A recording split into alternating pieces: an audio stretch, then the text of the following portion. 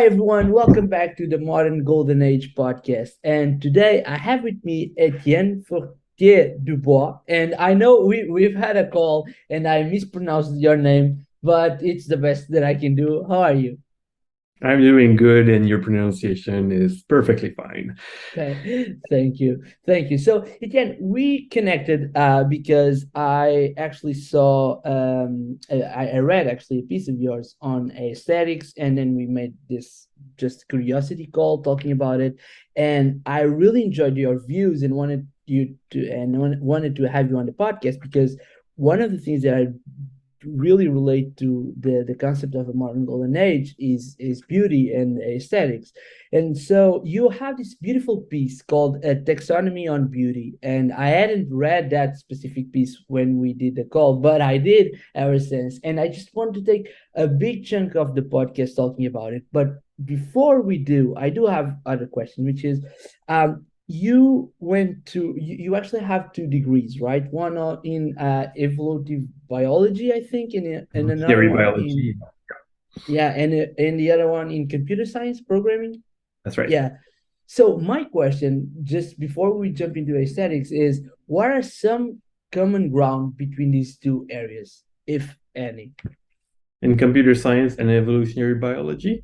Yeah. Um, I mean, there are several common things, commonalities. One of them, my view is kind of that everything in life is evolutionary. So I will be able to draw Mm, parallel between evolutionary biology and virtually anything else.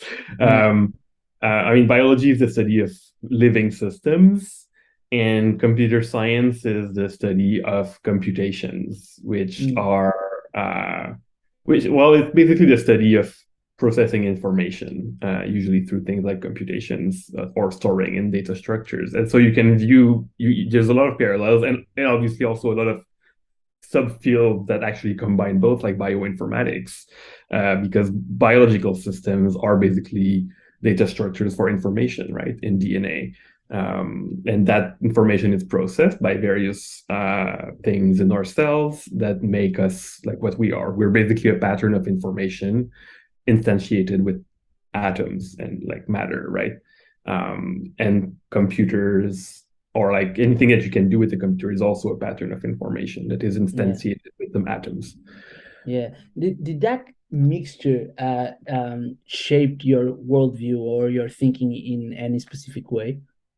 As I said, the evolutionary thing, I think I actually studied evolutionary biology mostly for the philosophical aspects. I actually ended up not being terribly interested in like actually doing the science itself, experimental science. So for sure, yeah, it's definitely influenced how I think. To some extent it's a little trite to say that things are evolutionary. It's kind of like it's not terribly original. Like we know this since Darwin, right? It's not like a new insight, but also it does feel like most people don't realize it. And so Mm. that relatively few people think about memes in culture as an evolutionary process, but I think it makes a lot of sense to view it that way. Yeah, Uh, yeah. absolutely. So let's jump into beauty. And you actually have been thinking when we talked previously, you mentioned that you've been thinking about these topics for a while, and because of it, you actually have like this deeper understanding that say the people like me that don't spend a few months just thinking around about beauty. And I would love to start on your personal definition of beauty. Yeah. Um, well, first of all, let's not say that I'm any sort of expert about this. It's just a topic I like thinking about, and I don't know if I like there are actual professional philosophers who write papers about aesthetics and beauty, right? So, and I am not Yeah. that, but I'm just someone who thinks about this a lot. And I think with some things like evolutionary thinking, that does. I do think I have a probably somewhat more coherent view of what beauty is than most people who haven't really thought about it in any depth. Not that this is like a judgment of value or anything. It doesn't really Yeah. matter. But I think it's an interesting topic to look at. And so to your question, what is beauty? My personal definition at this point is something like a mechanism for paying attention or to be aware of things that are good for us. Mm. That's incredibly vague, right? It's very very broad, and the reason it's broad is that beauty can be applied to so many things. When you think about it, beauty can be applied to people, to food, to sounds like music or just random noise, to smells even. It can be applied to virtually anything you can see, like natural phenomena like things in space or plants or animals or stories also, even abstract concepts, just colors, shapes can be beautiful, and mathematical equations can be beautiful to some. So like you need a definition that is incredibly general to capture all of this. And so my definition is this: something that tells us to pay attention to things that we may benefit from paying attention to. Again, good is also super general, but Yeah. that's how it is. And my first question around that definition would be like, you just mentioned a very important point, which is we need to have a broad view of beauty in order to basically encapsulate everything that we may consider beautiful. My first question, before even going to your personal formula of beauty, is basically, do you think that there are layers in that definition? So everything that's beautiful, we have to find a way to encapsulate everything, but then can, like as you were saying, like does a mathematical equation and let's say a beautiful painting in a museum, are they beautiful in the same level? So are there layers into this? Tell me what's your take on it. There are, and these layers are basically closely related or even the same thing as the different layers in your desires and your needs.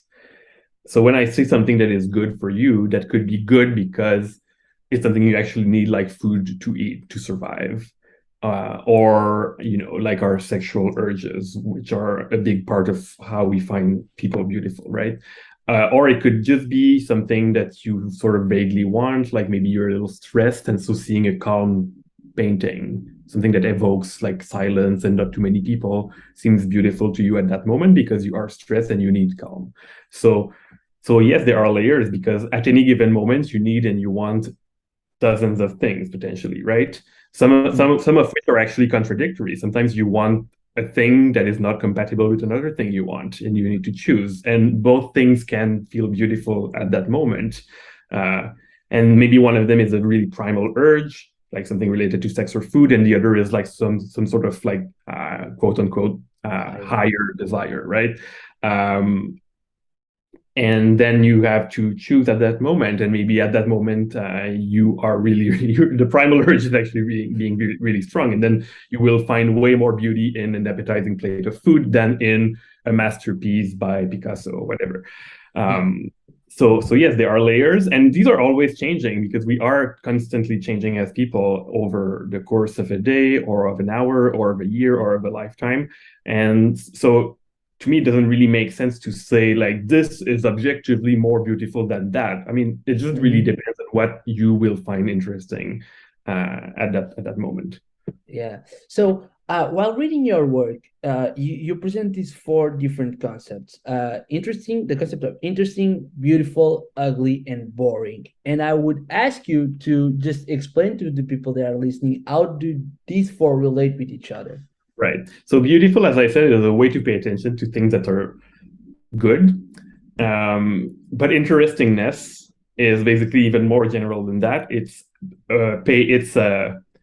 what happens when you make you pay attention to anything for any reason. Interesting, something can be interesting and beautiful, but it could also be interesting and not beautiful, like kind of neutral aesthetically speaking, or it could even be interesting and downright ugly, right? Um, and so interesting really just means there's some benefit to you to pay attention to that thing. Um, so yeah, interesting englobes all of this. And to me, boredom, if you will, is basically everything that's outside of interesting. It's everything that you don't really benefit from paying attention to. Obviously, you may be mistaken. Like I'm not saying this is like a perfect system, but overall, that's it. You are bored when you have been doing something repeatedly, so there's no new information. New information is usually at least interesting and sometimes positive and beautiful. but at least interesting. And when there's no new information, then boredom sets in. And yeah, so when you look at just if an artist presents you a blank canvas and say it's a work of art and there's literally no information in it, and it's really literally just a single color for like all of the surface area of the painting, there's no information, there's no interesting patterns, there's no whatever positive things you need. So that's probably going to be interpreted as boring. Yeah. Which is not the same. And it could also be ugly and boring, I guess, but ugly is kind of usually more kind of Yeah. like a Like, negative beauty. Yeah. yeah, one of the examples that you give and I love is the example of violence. And I found that it was so funny because I was taking some notes on your essay and I was thinking about it. And for instance, people that are actually into martial arts will consider that fighting and that kind of violence is actually something that's interesting and beautiful. Like you're watching some jujitsu and suddenly someone locks a combination and you think, oh my God, that's beautiful. So, but an example of something that would be ugly and interesting would be some kind of violence that it's good for you to know that it is out there in the world, but it's Yeah. not a good thing, right? Yeah, I mean, like, why is a tiger beautiful, right? Why is our like large predators? There is a beauty, right, in a tiger, in a polar bear, whatever. Why? Well, I mean, there's many reasons. There's always many reasons. One of them is basically they're mammals, and we empathize with mammals. We sort of see ourselves in them. Another big thing is that like it's super important to pay attention to tigers, and so that's a little subtle. It's not like it's important because the tiger is good for you, but it's important because seeing the tiger is good for you, because Yeah. then you can react and run away, or just avoid the tiger or fight it. Um, I mean, There's crazy people out there who want to fight the tiger. sometimes you have no choice, right? It's better Yeah, to be fighting a tiger than being eaten by the tiger while you're asleep. true. Um, I so, so, will agree on that. Yeah. so, So, go ahead. I Sorry. mean, so basically, violence is a superset of this. It's Violence is not usually beautiful. In most cases of seeing violence, we'll be more disgusted, or there'll be a negative aesthetic Yeah. reaction. We will see it as ugly. We don't really like seeing our friends being punched in the Yeah. face. We Yeah. do not. We do not like war can be romanticized, and we have nice stories about war. But like, I've never been in a war, but I kind of predict that if I were, I would find it very ugly. When we see Yeah. bombings in Sure. Ukraine or whatever, it's destruction, it's ruin, it's bad. So we usually see it as ugly. But again, there's new information in violence sometimes. There is uh maybe you're living a really, really boring life right now and you really want excitement, and it's actually alluring to like go Yeah. fight against the Russians and the Ukraine, right? In Yeah. Ukraine, I should say. Like so we, as I said, we have multiple contradictory desires and wants, and needs. So sometimes, yes, violence can totally be Yeah. positive in some ways. Yeah, beautiful. And in your essay, you then start to peel apart different notions that somehow relate to beauty. And I would love to go just one by one and have a little comment on it. And you first of all, you start with cuteness. What can you tell us about cuteness? Cuteness is pretty straightforward, evolutionary speaking. It's basically the beauty of young kids.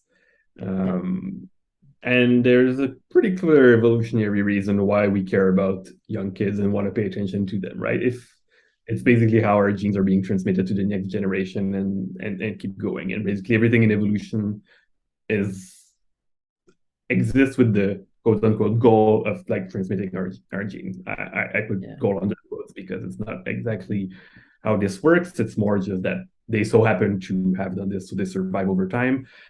But basically, that's what cuteness is, and cuteness. So what is associated with a young kid? Things like small size, things like clumsiness, things like having a larger head proportionally to the rest of the body, and maybe some things that we culturally associate with kids, like bright colors or things like that. Yeah. So then take all of these things, and even if you apply them to something that is not a human kid, you can still see cuteness, for instance, in a baby animal, or even just like a house, right? Like a tiny, colorful house seems cute, but that's basically an analogy to the reason we find babies cute.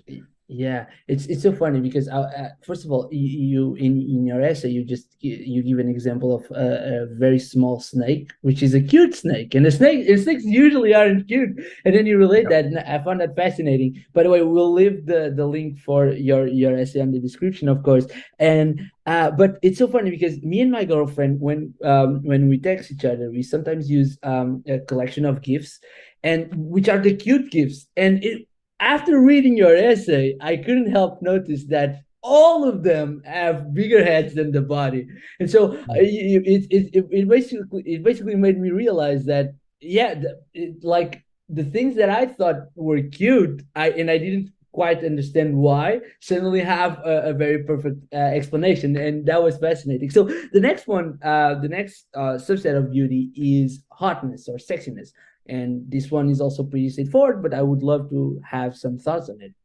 Yeah, well, I mean, it's pretty clear that having a healthy mate for reproduction is good for the passing of your genes. So we tend to find sexy people who seem to be good at this, like being, especially in men, being strong is considered sexy because strongness is a good way to survive and a good way to obtain what you want. And then just having like things like a symmetrical face, the clear skin that shows no evidence of disease, all these things that are desirable when you're going to be in close contact with someone. So for your own health and also for the health of your future kids. And again, that's totally something that can spill over, if you will, into other domains. I mean, one of the very clear examples is same-sex attraction, which is definitely not going to lead to babies, but still kind of uses the same, like it's still basically the same brain evaluating. So you still see this, and then you also can. It's kind of rarer to see something non-human as sexy, but people will use the word sexy for a car sometimes or something. Maybe Yeah. that's not necessarily exactly the same thing as just using the word, but yeah, and obviously also I mentioned same-sex attraction, but attraction to images, right? The whole existence of pornography exists because we are able to see the signals of sexiness Mhm. in things other than a literal physical person that's sitting next to you. Yeah, and so that's precisely one of the few ramifications that I had is like I would love to have your take on it, like on pornography and everything related to it. Is it beautiful? Is it not? Give me your personal take on it. That's one of the clearer cases of conflicting desires. We have the primal urge, as I mentioned earlier, for sex. Most of us do, and um, that's clearly something we want, and so we're attracted to. But it's quite common to not describe things like pornography as beautiful because we kind of, for some reason, we kind of want to reserve the word beautiful to something that seems associated with less primal urges. Yeah. Uh, but like to my mind, it's kind of still kind of the same thing. It's just a subset of the whole aesthetic experience. Um, I would be okay if somebody was saying no, like sexual attraction is like is a basically totally different mechanism than general beauty. I think that's like you could Mm-hmm. make that case, um, but it doesn't to me seem altogether that different. We still describe attractive people as beautiful all the time. Yeah. So so yeah, I think that's it. Then whether that's good or bad, we can leave that as an exercise for listeners. Yeah. Um, Yeah, to evaluate, because that was one of the things that I've thought about while reading this was basically because in our last conversation we in the end of it you did mention that, and I get thinking about it because I wouldn't. So in pornography, what happens is basically you have these allegedly beautiful girls or beautiful boys, so it's something that should be beautiful and yet doesn't feel like it. yeah. And so but yeah, that was my take, and I really wanted to hear yours. So the next, sorry. Well, if I may, like there's also things like disgust and ugliness that come into play, right? And so you can totally feel Yeah, disgusted. Both of us are disgusted by at least some sexual behaviors, um, yeah, or also probably evolutionary reasons if you dig into it. Things like avoiding disease or whatever. And that's mm, kind of a whole complex field, like the field of fetishes and so on, which I yeah, don't think we're getting into, yeah, but yeah, but basically what I'm saying is this is a complicated phenomenon that's nested within the larger phenomenon of beauty and like it's yeah, basically I don't think it's like that different. It's just something with again lots of conflicting desires and yeah, wants or yeah. any desires. Yeah. Yeah, it makes a little sense. So the next subset of beauty that you mentioned is elegance. And what can you tell us about that? So in this trickier elegance, like if ask people to define what elegance is and they will struggle. It's not very obvious concept. And it's also something that's kind of fairly general. We apply it often to things like clothing, And interior design. design, buildings, maybe. And then maybe also to general design, like is the design of an iPhone elegant, right? Is Yeah, the design of an app or a house or whatever elegant? And also then some people will talk of elegance in the field of mathematics yeah, or computer science, like an elegant program. So that's kind of all yeah. things that And are sort of unrelated, right? Yeah. yeah, but my question in terms of elegance would be because most of the times we use it to describe like you say fashion design all that stuff. But one of the things that I found interesting, and I just realized that while reading through your text, was that in Portugal we actually use fairly it's fairly common to use the word elegant to describe someone like a person instead of just the clothing. And I was Yeah. wondering if that's just something that happens here in or if you have that experience as well, and if not, why do you think that that's not that common to describe someone as being elegant? I think around me we will also use that word to describe people, but to me it feels very much like it is a statement uh, on the The appearance. clothing. And, Mm, well, the clothing and everything else. That could be the hair. That could be the the way of behave of being in public of the person. mm, I think so that includes behaviors maybe to some extent as well. Um, mm-hmm, yeah, I mean, my basically the best definition I came up with when thinking about what elegance is that it is the simplicity and effectiveness of design. mm-hmm. Um, and well, maybe not of design, maybe that is limiting the concept too much, but it does feel like it's applied to things that are designed most of the time. So even for a person, uh, like I don't know if that's the case for you in Portugal, but it doesn't feel like you Mm-hmm. could describe someone as elegant if they're like on their own naked on an island, like not Yeah, not at all, not at presenting all. themselves in some way, right? Like Yeah, just yeah, correctly describing someone as elegant just based on like their body or something that doesn't yeah, feel exactly like that's what we're talking about. So I do think design seems to be close yeah, close out there. And then yeah, it's as I said, the simplicity and effectiveness. So an elegant design is a design that works and that is not overly complex. yeah, And perfect. same simplicity of a program, same thing, the simplicity of a mathematical formula, the simplicity of an outfit. I think Yeah, that's basically what it yeah. is. It makes total sense. So, the next one is opulence. And one of the things that I found fascinating was that I realized that my own definition of beauty or the aesthetic kind of images that I had when I was thinking about beauty as this optimal concept or this high uh, concept, almost all of them came from what you called opulence, and I had no idea and I found that very very interesting. So tell us a little bit about what it is and how do you relate it with beauty. So opulence, I think that's one of the concepts I was less sure of in my when I was writing about this. But basically, it's the beauty of wealth. And we're still talking about extremely general things because what is wealth? Wealth is basically things you want. So we're still Yeah, basically Like it's basically Yeah. almost the same thing, right? And so everything you could like if you're a wealthy person you can surround yourself with beauty of all the kinds if you want. Opulence is kind of the kind that is meant to show off the wealth. um Mm-hmm. so probably most listeners in their head when I'm talking about opulence will imagine things like gilded objects, right? Things that suggest the presence of gold, because gold is has been associated for millennia with like wealth and high status, right? Yeah.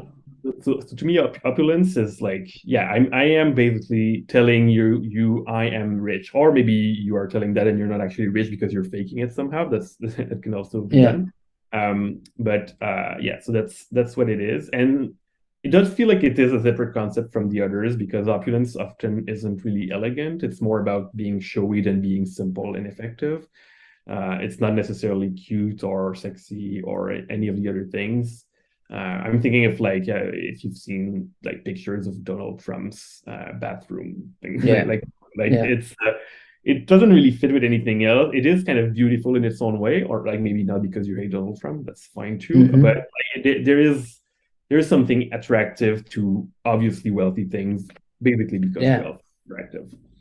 Yeah, but I would. It's funny because when I was listening to your piece, the way when I was actually reading your piece, the way that I thought about it was rather different. Because in my mind, what I associated with it was not the kind of the Donald Trump bathroom, but like for instance, I would imagine like someone who has the means to have, say, a room full of paintings in their house. I would associate that with opulence, and I don't see that as a, at least for me, I don't see it as a way of showing wealth, but the mere fact of being surrounded by that kind of beauty is something that I like. Because, for instance, the image that you used was this chandelier, which personally to me it's into my, and this is talking only about my aesthetic values, but I don't like it that much. But sometimes that kind of design or that kind of aesthetics is something that I do consider beautiful, and I like that insight by Yeah. reading your piece. So the next one is kitsch, and I think I'm pronouncing it right. And I never heard of this word. So please explain to us what's kitsch. Kitsch is a very bizarre concept where it is it's not even actually really that much of a subset of beauty anymore. We're more in the interesting and maybe sometimes even ugly part of the concept space. But sometimes kitsch can also sort of be reclaimed and become beautiful. So what is kitsch? Kitsch, I think, is um, it's like the beauty or the interestingness of exaggeration, of cliches, of yeah, like over the topness, if that's a word. That's not a word, whatever. Yeah, but we get the sense. We get the sense of Right. that So word. the golden chandelier or Donald Trump's bathroom, actually, I think can very well be qualified of That's uh, kitsch. their Yeah, kitsch.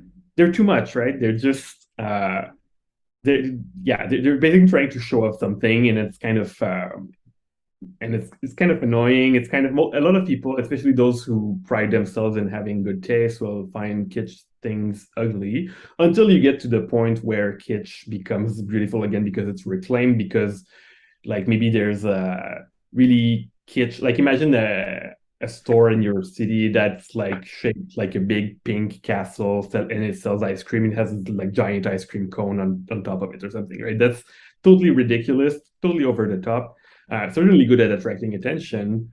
Um, and then people will be like, "What? That's so ugly," especially in like a maybe tasteful, like old European city. Like, why is yeah, it there?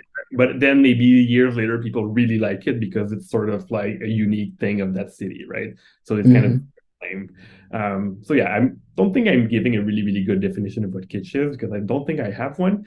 It's yeah. just a complicated concept, but it's something that you sort of need to deal with when you try to catalog all the kinds of beauty. You kind Yeah. of have to deal with it. Yeah. By the way, before we jump into the last concept, I just want to say that one of the things that I really admired on our conversations, both the first one and this one that we're having right now, is your intellectual humility. Like, you don't have the need to just present something and say that's what it is, and it's and over.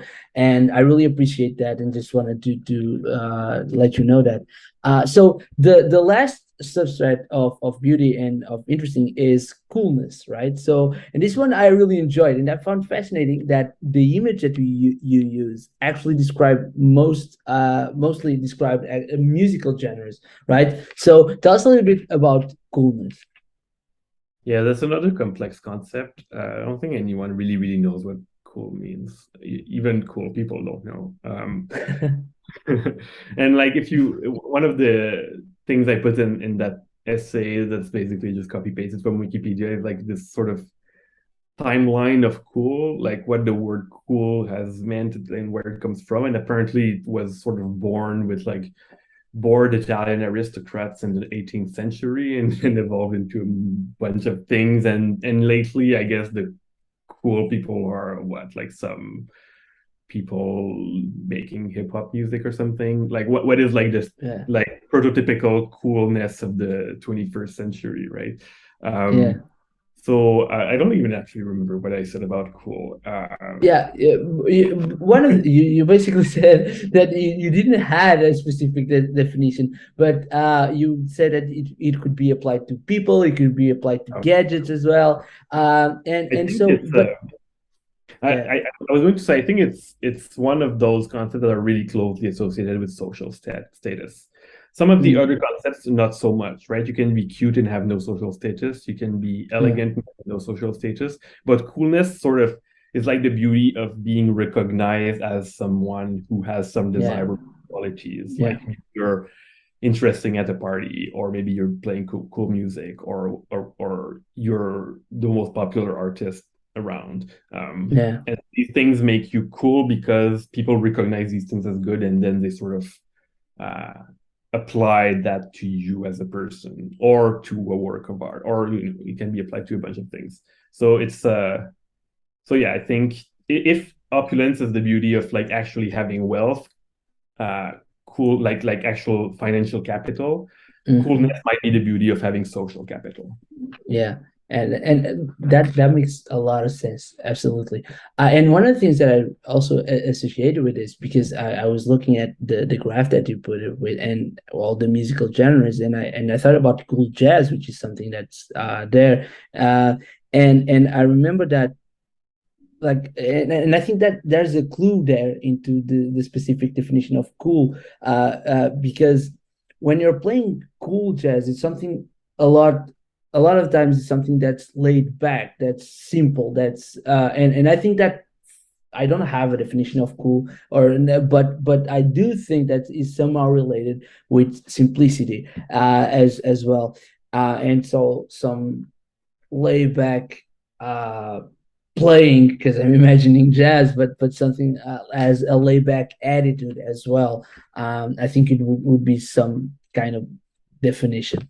Um, and just before we wrap the beauty subject, I do want to ask you something, which was, now that we've gone through all these different definitions on beauty, now that we have your personal take on beauty and your formula, I was wondering, why did you felt compelled to search for and to think about this specific topic? I think it's because for some reason it's not something that people talk about a lot. People would talk about what is beautiful, and so people will have lots of aesthetic opinions all the time, right? People will talk about what art or what music or what movies they like or not, what kind of house decor they like or not. Architecture, people love arguing about architecture. But not that many people think about sort of okay, but what is sort of governing all of this? Why are people or like what compels people to argue about these things? And again, as I said, I'm sure some philosophers have been doing a lot of like formal academic work on this, but like to me, it was kind of an interesting puzzle to think about. First, with my evolutionary background. Um, and then just sort of as a general topic. And yeah, I don't know, it does feel like it's just a topic I keep coming back to because it does seem like there are interesting insights on how we work. And even like, I think there's actually practical benefits to thinking about this. I think when you realize what beauty is and how it works, then you can be way more intentional in your own life for various things. And Yeah. I mean, an example is marketing. Marketing is basically the use of beauty and aesthetics to promote something. Um, and a marketer is kind of a subset of artists, if you want. I mean, maybe some people would object to calling marketers artists, but like they basically have the same job of presenting things in a way that will cause positive aesthetic reactions in people. And the marketers are doing this with an actual purpose of selling something or convincing people of a cause or a political party or something. Um, whereas artists may do it just for fun or just for the love of beauty or whatever the love of art or whatever they want. But still, so marketers exist. They're definitely doing that thing. And if you're sort of not aware or just sort of dimly aware of what they're doing, then you're I think more vulnerable to it. Whereas when you sort of realize, as like you realize with the cuteness example earlier, right? Like if you realize that an ad is really just you're sort of attracted to that product because there's like a cute baby in it, and you're like, oh, but that's just because they sort of taped into our urge to care about babies. I don't actually care about that product. I care about babies. I am not going to buy that product because like I don't care. Yeah. Yeah. Whereas if you don't really realize, you sort of like, oh, cool, that's a cool ad, and then you sort of just have a positive image of that product in your head for just because you were successfully manipulated by the marketer. We can never avoid fully being manipulated, and it's not necessarily desirable to avoid it, but I think it's good to sort of have a higher level of control on your awareness. Yeah, that makes total sense. And you just give me an insight because one of these days I was reading a thread by Isabella. I don't remember her surname, but basically it was around creativity and artists and selling, and the internal conflict that arises in an artist when he or she feels that to sell she must somehow sell herself as well and sell her heart, and change her or his heart to sell, and the relationship between those two. And you just mentioned that you just laid out that in a very clear way, which is basically the difference is on the intention, right? One of them is doing something that he or she knows it's good for you, because because he or she wants to sell you a product, and the other one is just doing it by the love of art. And I found that fascinating. Yeah, so let's segue into the second topic that I want to talk with you about, which is modern golden ages. All right, and you're actually one of those people that actually wrote about golden ages. And so I was wondering, I know that you've written about it, and you look at it from three different axes or three different pillars, which were political, cultural, and economic. But I was wondering first if you could give us your definition of what a modern golden age looks like. Golden Age is kind of a fuzzy metaphor for something that's prosperous, right? Something that's like a period that is wealthy, high living standards, cultural output, bunch of things that you sort of want a civilization to go through. So there is clearly not a like clear definition. I think everyone agrees. When we look at it historically, we will usually call something a golden age in part due to contrast with what is surrounding that period. So the golden age is better in all those dimensions than before and after. So that's kind of an interesting thing is that golden ages usually end. So now whether we are or not in a golden age right now is you could say, well, we will know once it ends, right? If there's a catastrophic war next year, let's hope not. But if there is, and living standards plunge, then maybe you will look back and say, wow, the early 21st century was such an incredible period of flourishing, and Yeah. it's too bad that we're not in it anymore. So that's one definition. I mean, it's work history. It's a good one when you're looking at history, but it's not super useful for us, right? So the other definition really, I think, is um, whether we are in a period that allows progress. I think that's the best definition of what a golden age is from the perspective of being in it or not. And to that end, I think I would say that we are undergoing a modern golden age. I think we have been undergoing a modern golden age for about, depending on where in the world, but about 200 years.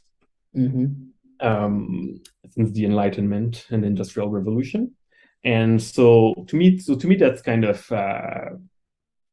because basically since then we have been allowing fast progress. We actually believe in progress. We actually believe that we can improve the world, solve our problems, and we're not just relying on tradition, not necessarily rejecting tradition, but we are just considering it together with other ideas, newer ideas, and then trying to select the best ones with some mechanisms like science or democracy and a whole other lot of mechanisms to take decisions. So I think since we are in that period, in such a period, and such periods have been rare historically, like Athens in the 5th century BC was one, but there are very few periods that really clearly qualify.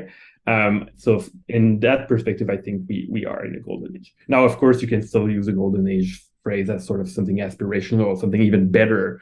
Maybe sort of the inverse of what I said earlier. Maybe next year there's no catastrophic war, but maybe instead there's a new revolutionary technology that raises the living standards of everyone, and everyone is super rich and healthy. And then it seems like we were not in a golden age really now, because it will be so much better tomorrow. But again, that's not necessarily that useful, except as something aspirational. Yeah, I think I use the term as specifically not specifically. I use it in a very deliberate way as something that's not clear at all, but is aspirational, because it usually helps people to think beyond what they're thinking normally, right? And I do have one question that you said that one of the things that you associate with it is the idea of progress. And my question would be like, is there any specific area where you believe progress is more needed in order to become clearly a golden age, or is it just progress in general? Because what you have this whole view on progress, and you might be familiarized with it as Peter Thiel presented it, and also Tyler Cohen and some other people, which is basically that you're having all this progress in the technology space, but there's a lot of things that just stagnate, right? And I was wondering, how would you comment on that? Like, yeah, sorry. I think progress can be basically fully replaced with a synonym, which is problem solving. You have a problem and you solve it, that's progress. That problem can be anything, right? It could be a problem in coordination between humans. It could be a problem in, I would like to have a house and I do not currently have a house. And then you solve the problem by building or buying a house, right?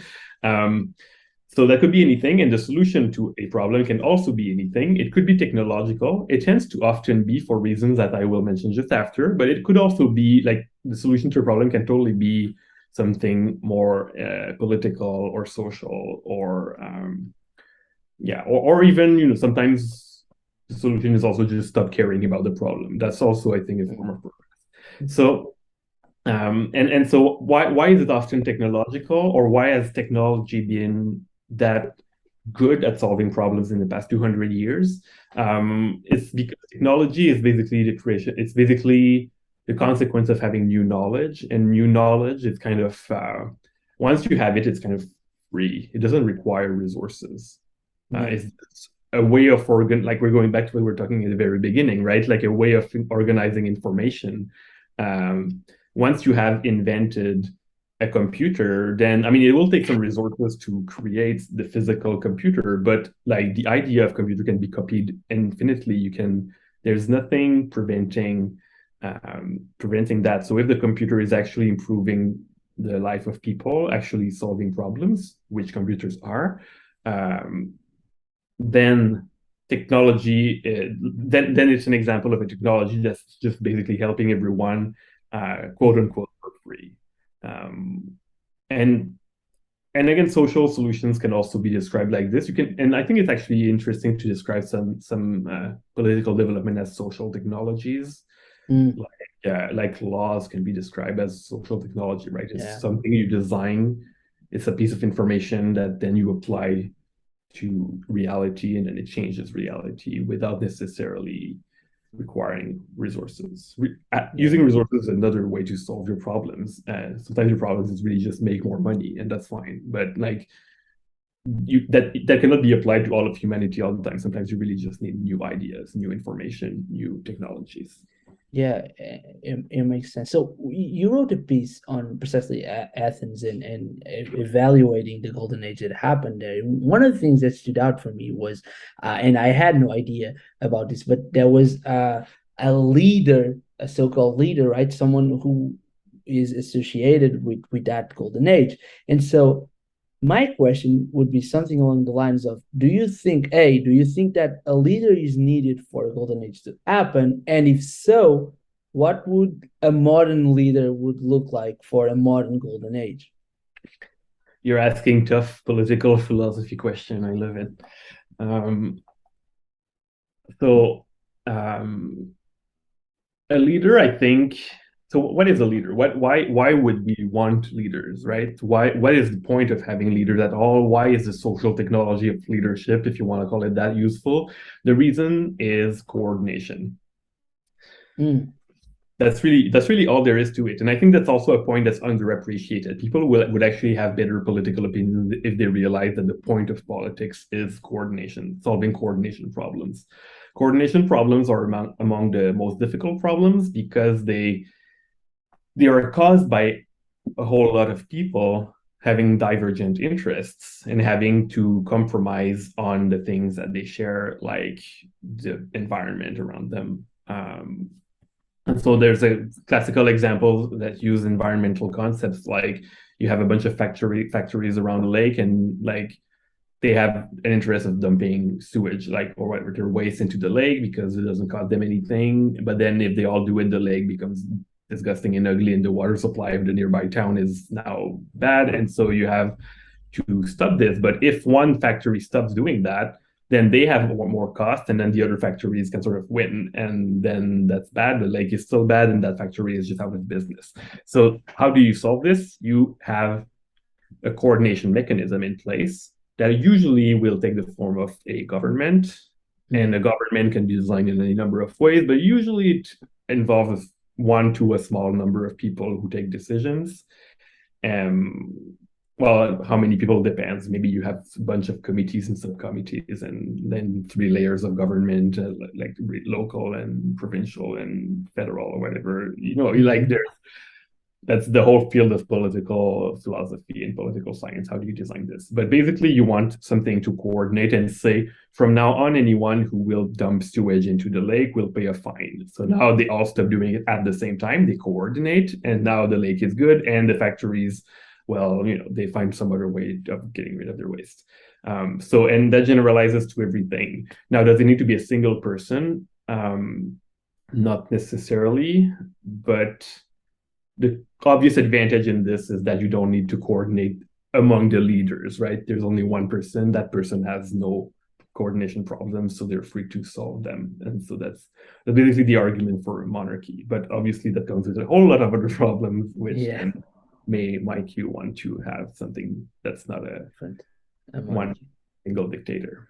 Yeah, yeah, that's such a good question. And so looking at it with that lens, if we were to pick, say, three, four, five attitudes, skills, values for a leader in a modern golden age, what would those be to you? The quality of the leader for leading a civilization in the golden age. Well, let's look at Pericles, so the leader you mentioned earlier, who was leading Athens during its best, like its most famous historical period. Um, he was someone who clearly valued openness, like the freedom of ideas, the freedom of people to come and see the city of Athens and leave, and people were free to criticize things. And he had also some sort of clearly something that we could call today national pride. Nationalism didn't really exist back then, but like still like sort of like pride for his city. Um, so yeah, I don't know if I'm going to say that all these things are necessarily the what you want, but clearly something like agreeing that there will be many ideas, some of which you will personally disagree with, but it's still good to have those ideas you disagree with. I think that's like a really key point. That's really not easy to have. And one of the reasons I think we have been in the golden age for 200 years is that for the most part, at least in the West and in most countries today, we have that. But we definitely do not have that everywhere, right? We don't really have that in China, for instance. Because that's, and I'm just riffing off on, Yeah. I'm just basically remixing David Deutsch, The Beginning of Infinity, where he talks about this a lot. Like, you want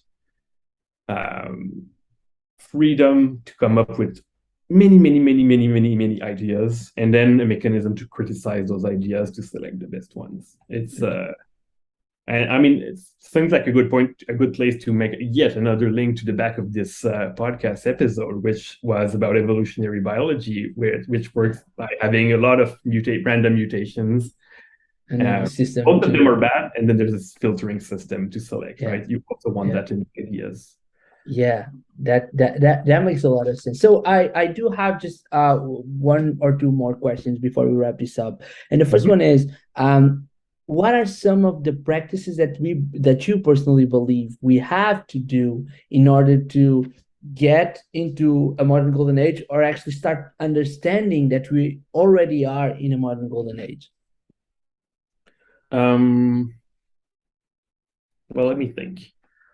It's clear that we still have like a lot of problems. So we can definitely be more of a golden age by solving more of our problems. Of course, that will create yet more problems. There's like basically never a free completely solution.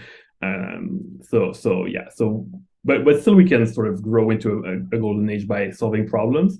And one thing that we need to realize for this to be possible is that we need to have basically a problem solving mindset. We need to realize our problems are solvable, and we don't know how. Obviously, if we knew how, they would already be solved.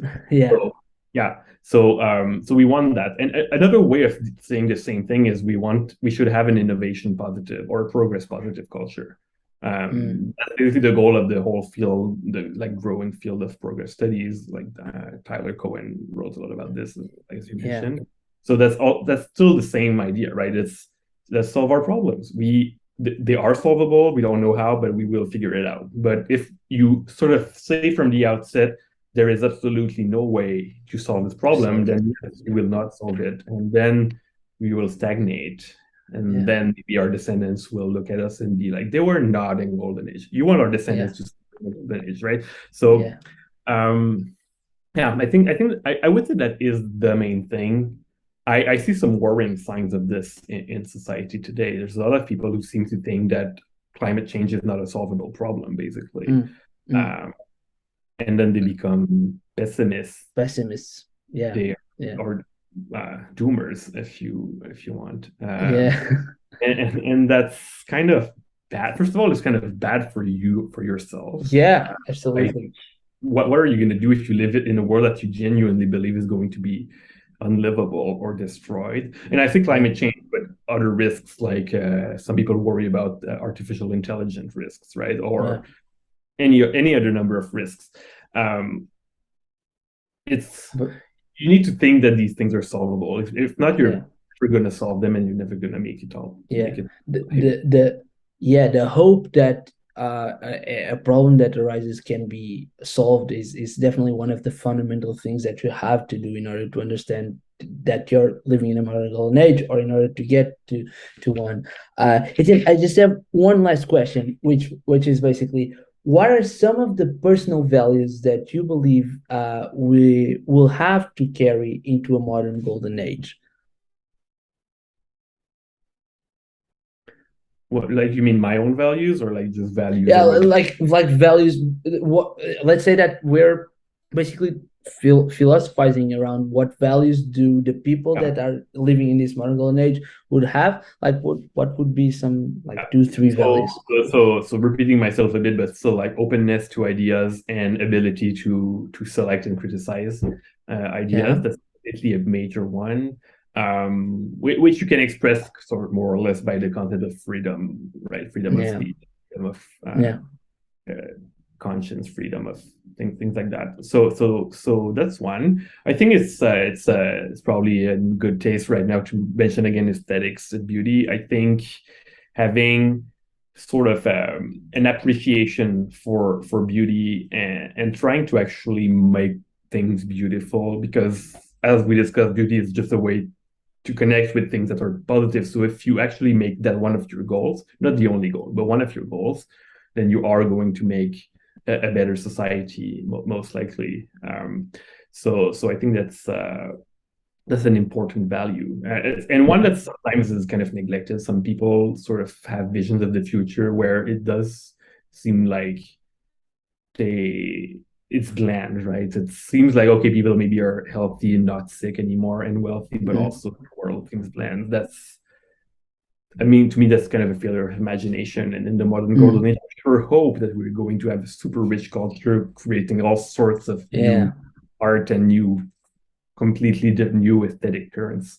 Mm. Um, so that's one also. And